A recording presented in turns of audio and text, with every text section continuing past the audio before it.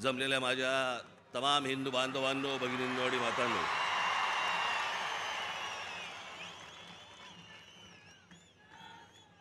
असं वाटतंय सभा सिमल्याला आहे.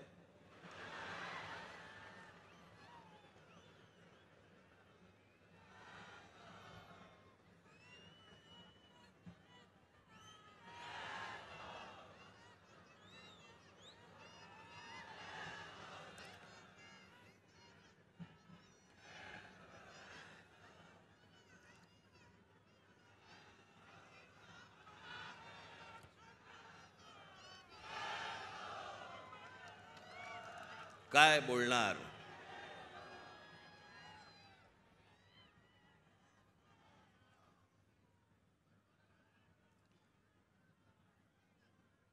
जवळपास 5 वर्षानंतर या खास करून महाराष्ट्रामध्ये निवडणुका होत आहेत.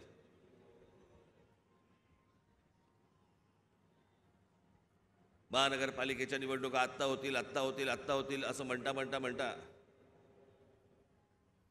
अजूनही होत नाहीयेत.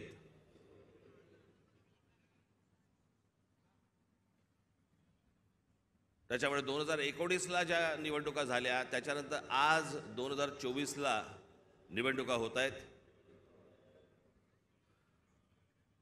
आणि सगळे आचारसंहितावाले सगळे जागे झालेत. काल मी एक बातमी वाचली की आचारसंहितेसाठी म्हणून निवडणुकीसाठी म्हणून महानगरपालिकेची जेवढी हॉस्पिटल्स आहेत तिकडचे डॉक्टर्स आणि नर्सेस यांना निवडणुकीच्या कामावरती जुंपवलंय.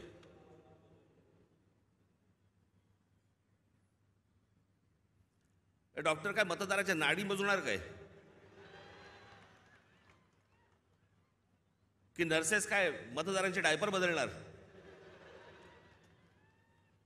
ज्याच्यासाठी म्हणून त्यांची नेमणूक केलेली आहे, ज्या रुग्णांसाठी म्हणून नेमणूक केलेली आहे, तिथे ते नसावेत का? आणि निवडणुका होणार आहेत ही गोष्ट जर समजा निवडणूक आयोगाला माहिती असते ना प्रत्येक वेळेला,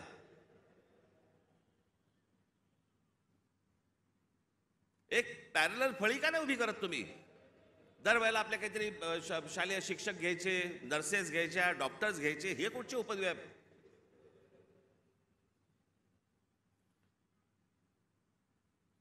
मी आपल्याला आत्ताच सांगतोय, ज्या डॉक्टरांवरती आणि ज्या नर्सेसवरती ही निवडणुकीची जबाबदारी टाकलेली असेल तिथे त्यांनी जाऊ नये.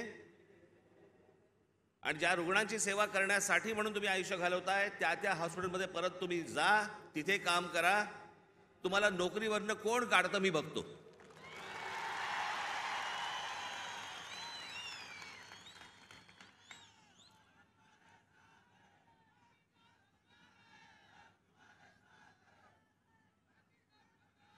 आज सगळेजण तुम्ही महाराष्ट्राच्या कानाकोपऱ्यातनं सर्वजण आलात. सर्वप्रथम मी आपल्या सर्वांना गुढीपाडव्याच्या मनपूर्वक शुभेच्छा देतो. आज सणासुदीचा दिवस असून देखील या अशा प्रकारच्या सभा नुसत्याच होत नसतात. त्याला एक पोलीस यंत्रणेवरती देखील एक ताण असतो. पण आपल्या सणासुदीच्या दिवशी सगळ्या गोष्टी बाजूला सारून अशा कामांना ज्यावेळेला पोलीस माझे सहकारी ज्यावेळेला जुंपलेले असतात, त्या सर्व पोलीस अधिकाऱ्यांचे, माझे कॉन्स्टेबल माता भगिनी यांचे मी दिलगिरी व्यक्त करतो की त्यांना या सगळ्या याच्यामध्ये काम करावं लागतंय. पण तुम्हालाही मनपूर्वक गुढीपाडव्याच्या मनपूर्वक शुभेच्छा.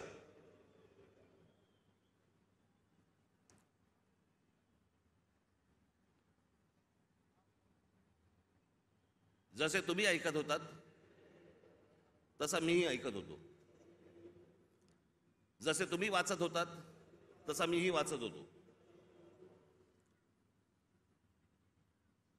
त्या अमित शहांच्या भेटीनंतर जे काही चक्र सुरू झाली, बरं हे आमचे बांधव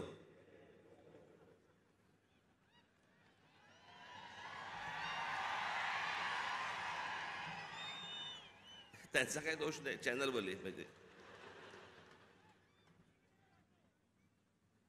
रोजची चॅनल्स, त्याला मी एक नाव ठेवलंय, आज मला असे वाटते. लोकांना विचारायला कशाला पाहिजे, राजकारणाला विचारायला कशाला पाहिजे, दे ठोकून आपली बातमी. वाटेल त्या बातम्या चालू होत्या, वाटेल त्या बातम्या. मी आपला एन्जॉय करत होतो. तुम्हाला काय बोलायचं ते बोला, मला जेव्हा बोलायचं तेव्हा मी बोलीन. त्या अमित शहांना भेटायला गेलो दिल्लीला.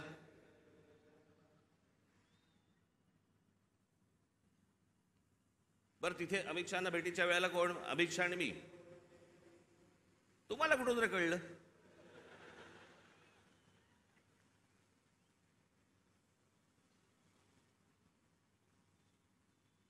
मी तिकडे दिल्लीला पोहोचलो काय,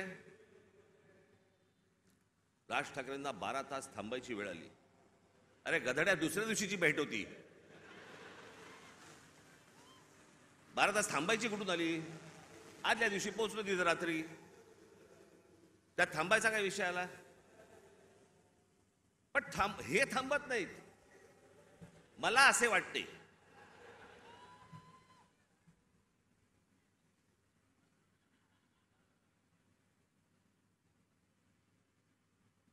तिकडे काही पत्रकार मला भेटले. मला बोलले, साहेब कधी भेटायचं? म्हटलं मला नाही भेटायचं. माझ्याकडे आता सांगण्यासारखं काही नसेल, मी काय सांगू, मला सांगा, काय बोलू तू? म्हणून मी नाही म्हटलं. मी भेट झाली, तिकडनं विमानतळावरती आलो. इथून जाताना पण वो देखो जा रहे.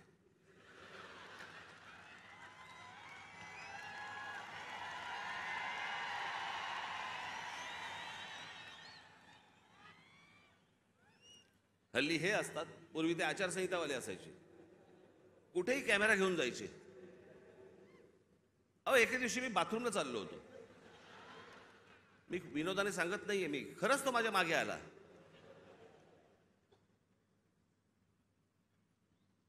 म्हटलं, पुढे काय करायचं ठरवलंयस?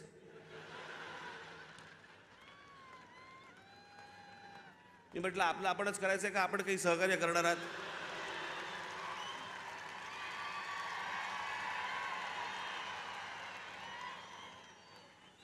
कुठे जरा मोकळीक म्हणून नाही. मी इथे माझ्या इकडे घराच्या बाहेर पत्रकार बिचारे ते बसलेले असतात, त्यांना काही. मी म्हटलं, अरे एखादी गोष्ट ठरली, समजा निवडणुकीच्या संदर्भात ठरली, तर मी येऊन सांगीन ना, की लपून लपून निवडणुका लढीन. कोणाला सांगू नको, मतदारांना कळवू नको मी निवडणूक लढवतोय. म्हटलं, अरे जर समजा काही ठरलं तर पत्रकार परिषद घेईन, भाषण करीन, येऊन सांगीन की बाबा असं असं अशाच्या गोष्टी ठरल्या आहेत. मग त्यांच्या लक्षात आलं की आता अमित शहाच्या भेटीनंतर काय होत नाहीये, पुढे काय मिळत नाही आपल्याला. मग आपण तो एपिसोड कसा पुढे न्यायचा, मला असे वाटतेचा.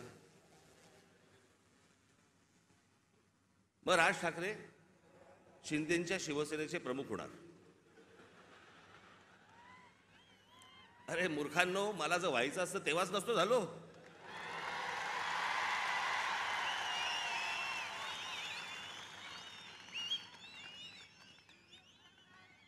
या माझ्या घरी इथे जवळपास 32 आमदार, 6-7 खासदार, आपण एकत्र बाहेर पडू आणि काय, मग नंतर माझा महाराष्ट्र दौरा सुरू झाला. तोपर्यंत इकडे सगळी काहीतरी बांधणी सुरू होती. मी आता काही नावं नाही घेत कोणाची. आणि ह्यांना वाटलं मी काँग्रेस मध्ये ज्याला सत्ता होती त्यांची जॉईन होणार बाकीच्यांसारखा.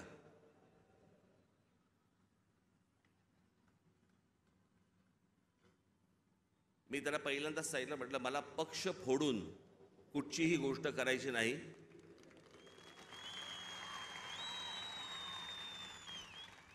आत्ता म्हटलं माझ्या मनात विचार नाहीये, पण जर उद्या जर समजा मी काही केलं, पाऊल उचललं, तर स्वतःचा राजकीय पक्ष काढीन, पण कोणाच्या हाताखाली काम करणार नाही.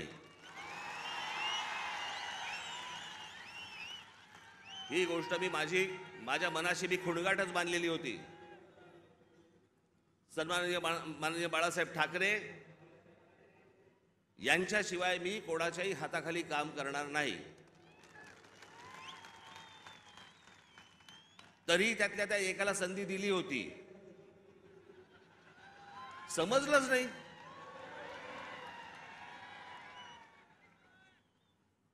जाऊन दे, पण तो झाला भूतकाळ. त्याच्यामुळे असल्या कोणत्याही गोष्टींवरती तुम्ही विश्वास ठेवू नका. मी कोणत्याही शिवसेनेचा प्रमुख अध्यक्ष काही होणार नाही.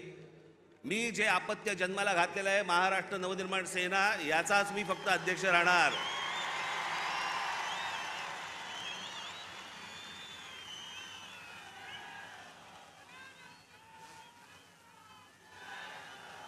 तुमच्या सगळ्यांच्या विश्वासावरती हा जो पक्ष आजपर्यंत उभा केलेला आहे, त्याला 18 वर्ष झाली आहेत. ही असली गोष्ट माझ्या मनाला शिवत देखील नाही. पण काही नाही, मी आपला हसत होतो, कारण त्यांचं काही करू शकत नाही आपण. आज मला असे वाटते, वेगवेगळ्या बातम्या, वेगवेगळ्या गोष्टी येत होत्या. मी खरं तर काही गोष्टी लिहून आणल्या होत्या तेव्हा. मग ते काहीतरी जागा वाटप,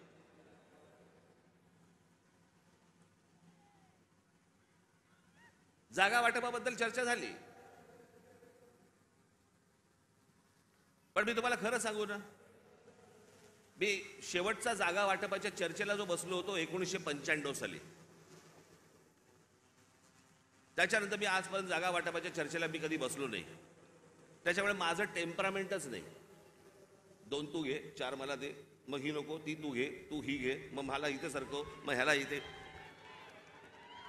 मला ते जमत नाही, माझ्याकडनं होणार नाही, माझ्याकडनं जमणार नाही.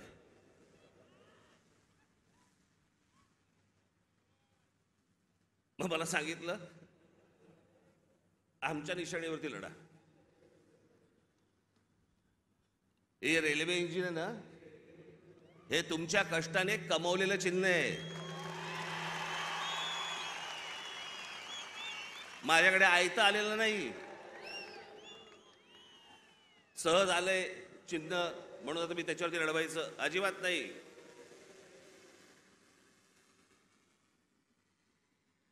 चिन्हावरती कॉम्प्रोमाइज होणार नाही.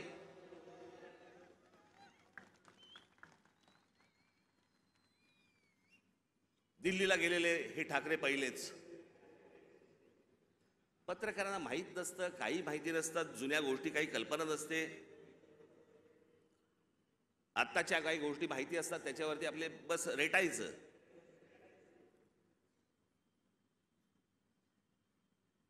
एकोणीसशे साली, मी तुम्हाला मुद्दामून सांगतो, 1980 साली माननीय बाळासाहेब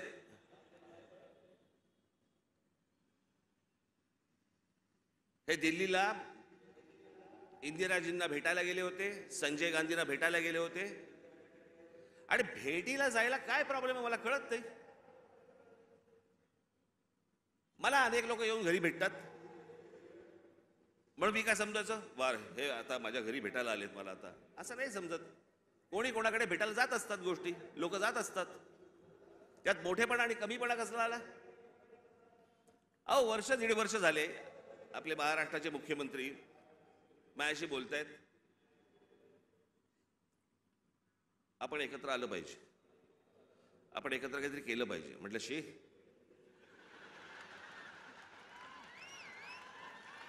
म्हटलं काय केलं पाहिजे?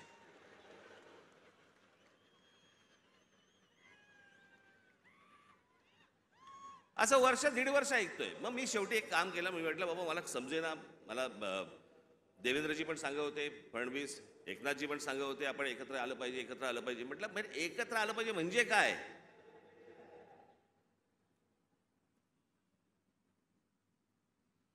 आणि मग त्याच्यात हे सगळे विषय निघाले. मग मी अमित शहांना फोन केला, म्हटलं मला जरा भेटायचं तुम्हाला, हे काय मला चाललंय मला समजत नाहीये, एकदा आपल्याशी बोलून मला काय नक्की ह्यांचं म्हणणं आहे ते मला एकदा कळलं पाहिजे.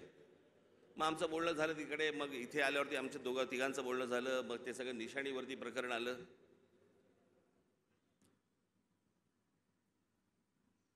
मग लगेच सुरू झाले एका भेटीत, एका दौऱ्यात. मग आता त्या लाव रे तो व्हिडिओचं काय होणार? मी तुम्हाला पहिली गोष्ट एक सांगतो, थोडीशी पार्श्वभूमी देतो. माझा जन्म ज्या घरात झाला त्या घरामध्ये शिवसेनेचा जन्म झाला.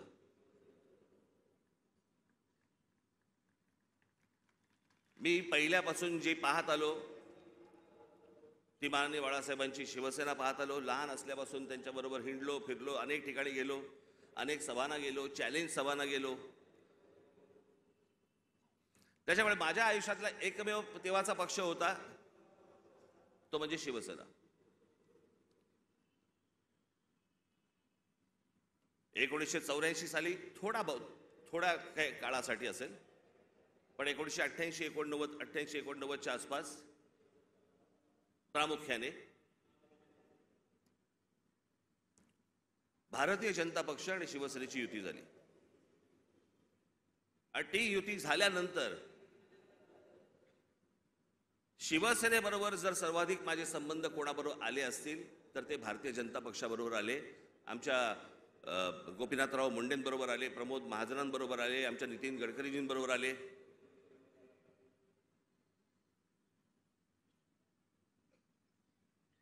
आणि ह्यांच्याबरोबरचे जे माझे संबंध होते हे राजकारणाच्या पलीकडचे पण होते.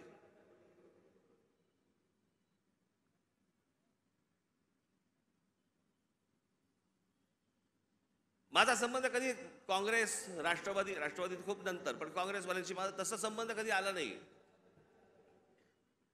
भेटी होत्या, म्हणजे पु ल देशपांडेंच्या भाषेत सांगायचं तर काँग्रेसवाल्यांबरोबर भेटी होत्या, पण गाठी पडल्या त्या भाजपवाल्यांबरोबर.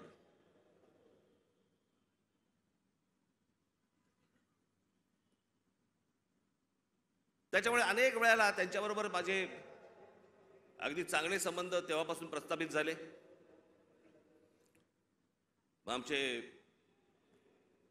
प्रमोदजी गेले, मग त्या दरम्यान मी गुजरात दौऱ्यावरती गेलो. नरेंद्र मोदी यांच्याबरोबर माझे संबंध प्रस्थापित झाले. मी गुजरात पाहिला, त्यावेळेला खूप चालू होतं की गुजरातमध्ये कशा प्रकारची प्रगती होते, कशा प्रकारची डेव्हलपमेंट होते.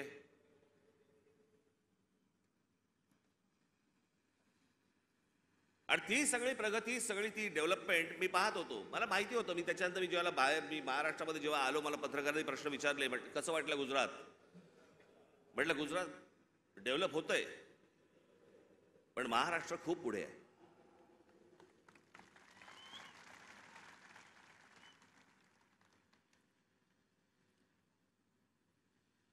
आणि मग त्यावेळेला ते जसे जसे त्यांच्याबरोबरचे संबंध माझे प्रस्थापित व्हायला लागले, एक वेळ आली या देशामध्ये हा राज ठाकरे पहिला माणूस होता ज्यांनी या देशाचे पंतप्रधान नरेंद्र मोदी व्हावेत असं बोलणारा पहिला माणूस मी होतो. त्यांच्याही पक्षातलं कोणी बोललं नव्हतं तोपर्यंत.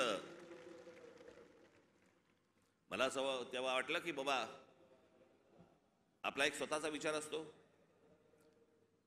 त्याच्यात माणसं बोलत असतात, माणसं काही गोष्टी सांगत असतात, माणसं स्वप्न दाखवत असतात. स्वप्न सत्यामध्ये उतरावीत अशी प्रत्येकाची अपेक्षा असते, आशा असते. आणि मग ज्या वेळेला 2014ची निवडणूक झाली, 2014च्या निवडणुकीच्या अगोदर मी काही अनेक भाषणं त्यांची ऐकत होतो, आणि 2014ची निवडणूक झाल्यानंतर मला असं वाटलं, अरे मी जे ऐकत होतो ते आता मला या 5 वर्षात दिसत नाहीये. काहीतरी वेगळ्याच गोष्टी दिसत आहेत. नोटबंदी काय दिसते, बुलेट ट्रेन काय दिसते. मी तुम्हाला आजही सांगतो, ज्या गोष्टी मला पटलेल्या नाहीत त्या मला पटलेल्या नाहीत. उद्या कितीही संबंध परत चांगले झाले किंवा नाही झाले तरी ज्या गोष्टी मला चांगल्या वाटल्या स्वागत करणार, ज्या गोष्टी नाही पटल्या विरोध करणार. आणि ज्या माणसावरती सर्वाधिक विश्वास असतो, 30 वर्षानंतर राजीव गांधींची सत्ता आली होती 1984 साली, त्याच्यानंतर 20-30 वर्षानंतर एका माणसाच्या हातात या देशाचं बहुमत आलं. मी विचार करतो या देशाचं काय काय गोष्टी होऊ शकतात, काय काय गोष्टी घडू शकतात.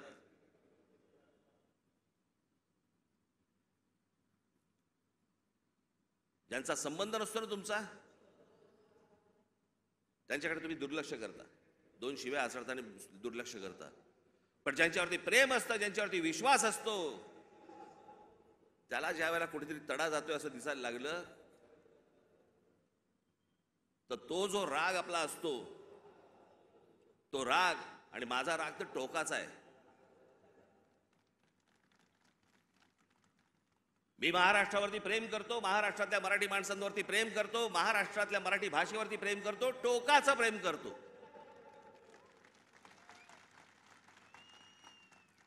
तसं एखाद्यावरती मी जर विश्वास टाकला तर मी टोकाचं प्रेम करतो. पण मला जर समजा तशी गोष्ट दिसली नाही तर मी टोकाचा त्याला प्रतिकार करतो, टोकाचा विरोध करतो. तो टोकाचा विरोध तो 2019 सालच्या माझ्या त्या लाव रे तो व्हिडिओचं काय त्याला कोणीतरी टॅगलाईन दिली, लाव रे तो व्हिडिओ. पण त्या सगळ्या गोष्टींमध्ये ती गोष्ट तुम्हाला दिसली असेल. होय, टोकाचा विरोध केला मी. पण ज्या ज्या वेळेला त्यांच्याकडनं चांगल्या गोष्टी ज्यावेळेला घडल्या, 370 कलम ज्यावेळेला रद्द झालं, त्यावेळेला अभिनंदन करणारं पहिलं ट्विट माझं होतं.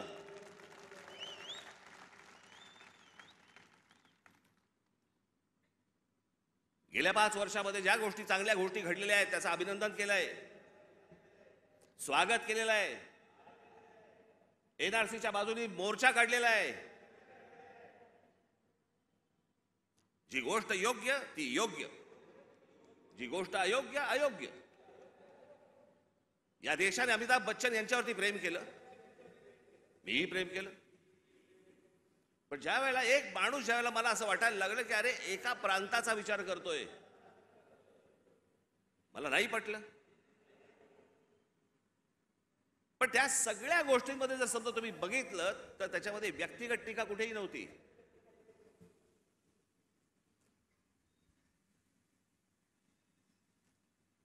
आज उद्धव ठाकरे आणि संजय राऊत ज्या प्रकारची टीका आज नरेंद्र मोदी आणि भारतीय जनता पक्षावरती करतायत, तशी माझी टीका नव्हती. मला काही नको होतं. मला मुख्यमंत्री पद मिळालं नाही म्हणून मी विरोध नाही केला.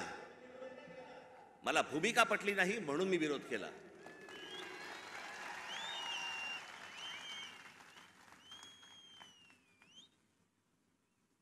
आज हे विरोधामध्ये बोलतायत. मग ज्या वेळेला मी बोलत होतो त्यावेळेला खिशातले राजीनामे बाहेर काढून माझ्याबरोबर का नाही आलात? त्यावेळेला सत्तेत मिळणारा मलिदा चाटत बसले होते ना.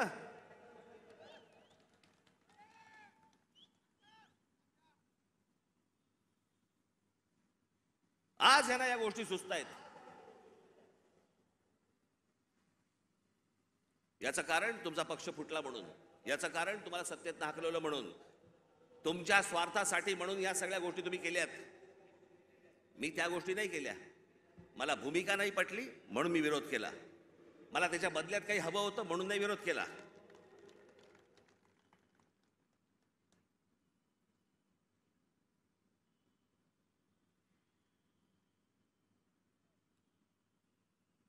मी आज काही तुमच्यासमोर फार लंब चौडं काहीतरी बोलायला आलो नाहीये. तुमच्या ज्या काय अपेक्षा आहेत, तुम्हाला काय हवंय ते सांगण्यासाठी आणि मांडण्यासाठी म्हणून मी तुमच्या समोर आलोय आज.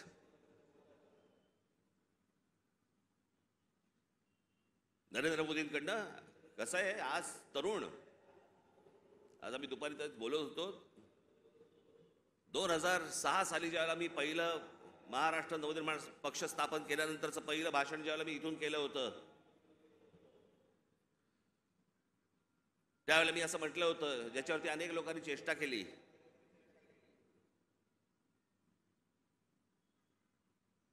मी म्हटलं होतं की माझ्या महाराष्ट्रामधला शेतकरी हा जीन्स घालून ट्रॅक्टरवरती बसलेला मला शेतकरी मला अपेक्षित आहे, हवा आहे भविष्यात.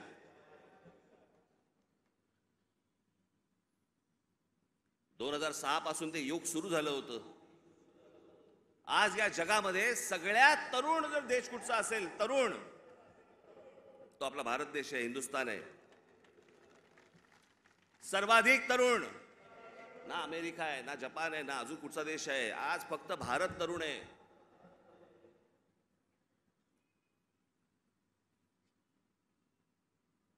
या तरुणांना, या तरुणींना शिक्षणाची गरज आहे, चांगल्या शिक्षणाची गरज आहे, तंत्रज्ञानाची गरज आहे. उत्तम नोकऱ्यांची गरज आहे, उत्तम व्यवसायाची गरज आहे, त्याच्यासाठीच्या मार्गदर्शनाची गरज आहे. त्याच्यासाठी म्हणून राज्य सरकार आणि केंद्र सरकारने आता काम केलं पाहिजे. आम्ही तेच बोलतो. आता जवळपास 18 वर्षातली निघून गेली, उरले फक्त 10 वर्ष. 10 वर्षानंतर हा देश पुन्हा वयस्कर व्हायला लागणार. तरुणांची संख्या कमी होणं. माजी नरेंद्र मोदी यांच्याकडनं आज अपेक्षा आहे की बाकी सगळं सोडा, या तरुणांकडे, या भारतातल्या तरुणांकडे पहिल्यांदा लक्ष द्या.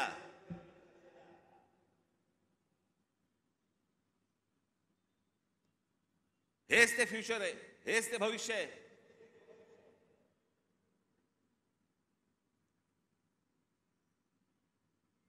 दुपारी बोलताना आमचा तोच विषय होता की बाबा हे बघ, हा काळ कधी होता. प्रत्येक देशाचा एक काळ येतो.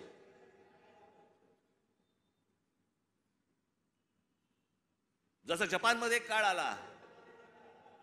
जपानमध्ये ज्यावेळेला काळ आला त्यावेळेला तिकडे त्या अनेक कंपन्या उभ्या राहिल्या, सोनी पासून होंडा पासून काय काय अनेक गोष्टी सगळ्या उभ्या राहिल्या.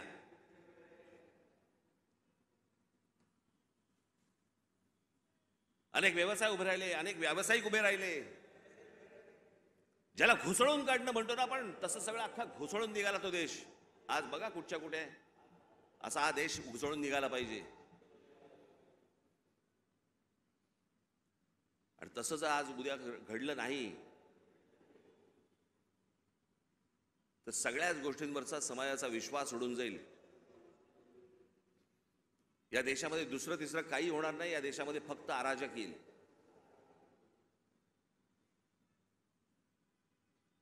जर नोकऱ्या उपलब्ध झाल्या नाहीत, जर व्यवसाय उपलब्ध झाले नाहीत,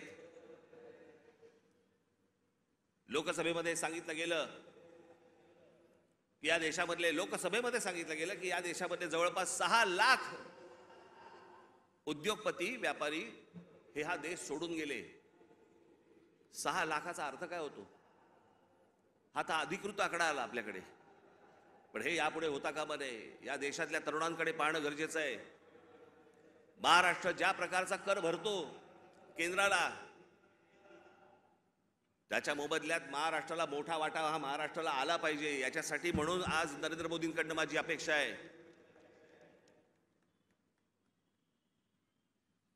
अनेक गोष्टींची अपेक्षा आहेत. पुढच्या काय 5 वर्षात काय घडतंय, ही निवडणूक, येणारी लोकसभेची निवडणूक या देशाचं भविष्य ठरवणार आहे.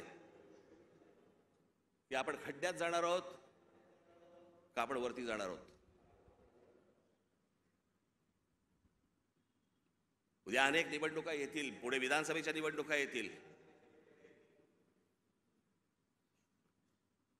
आज हाणामाऱ्या चालू आहेत. पुढच्या विधानसभेच्या निवडणुकीत काय होईल? कोथळे बाहेर काढतील.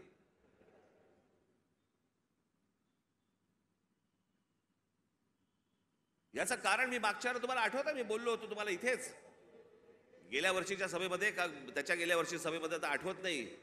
महाराष्ट्रात कॅरम चुकीचा फुटला गेलाय. कोणाच्या सोंगट्या कोणाच्या भोकात आहेत तेच कळत नाही.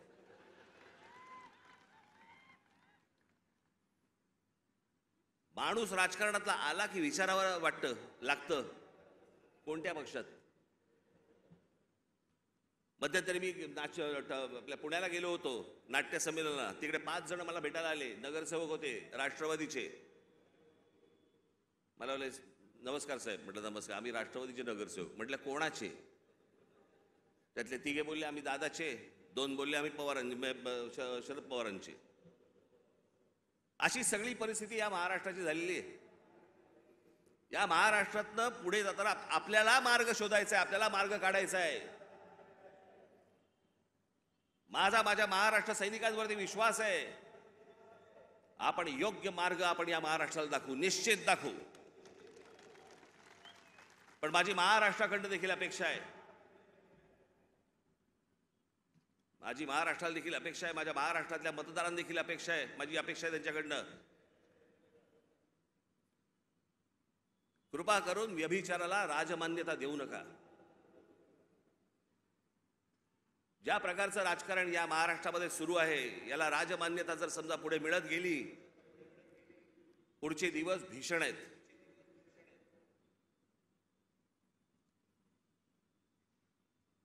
पण या आजच्या सगळ्या परिस्थितीमध्ये जेव्हा सगळ्या बाजूनी मी जेव्हा पाहतो त्यावेळेला मला असं वाटतं की आज किमान पुढच्या 5 वर्षांसाठी देखील विषय आपल्याला पुढच्या 50-100 वर्षांचा करायचा असतो.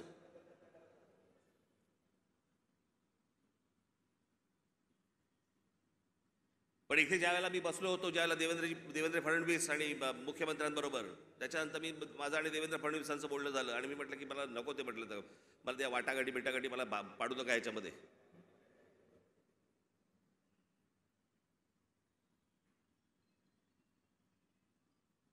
मी म्हटलं तुम्हाला मी आज सांगतो, म्हटलं त्या राज्यसभाही नको आणि ती विधान परिषदही नको.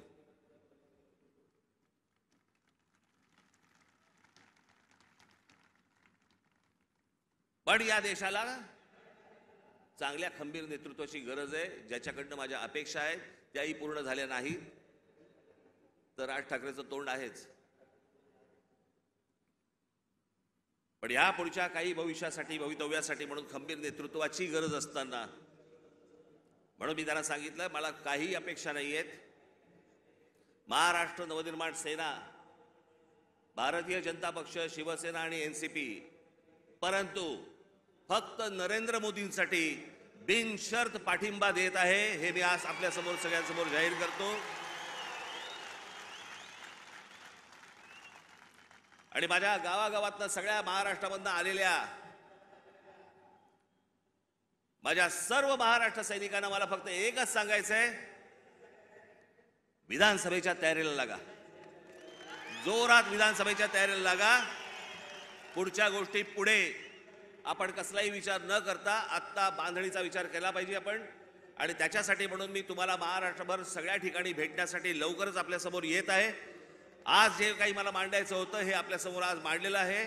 उद्या अजून जर समजा समोरच्यांची पकपक झाली तर अजून माझी दारं खिडक्या उघड्या करायला तोंडाच्या मी मोकळा आहे.